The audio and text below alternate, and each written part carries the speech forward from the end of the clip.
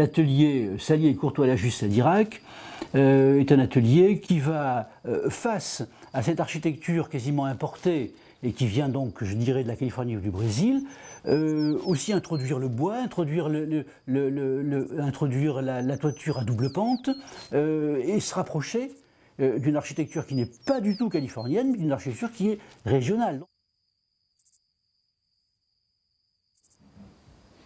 Yves Dauge faisait des présentations d'architectes à Beaubourg. Et donc ils nous ont présenté comme l'école bordelaise, ce qui a été immédiatement relevé par Siriani qui était là, qui a dit c'est pas une école parce qu'ils n'ont pas de théorie, ils n'ont pas de pédagogie, c'est pas une école.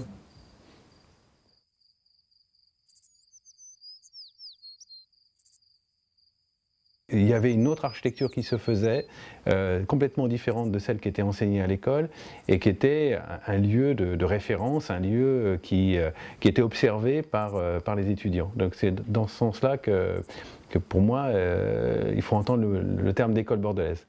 Le paysage, il est dans la pièce. C'est la pièce qui est un objectif photographique. Et la relation donc avec la nature est très forte.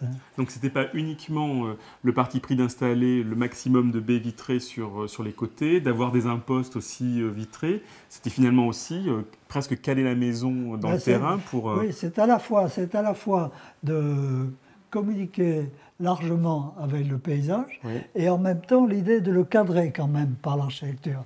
Et je crois que le dessin des menuiseries joue ce rôle-là.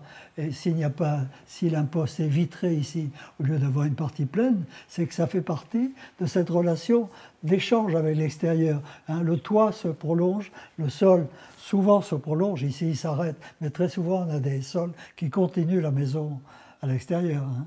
Donc la maison comme une boîte noire qui capture la lumière, qui capture l'extérieur, qui cadre le paysage. Et ça, on a découvert en construisant, parce qu'on n'avait pas appris aux Beaux-Arts, que c'est générateur de plaisir d'habiter.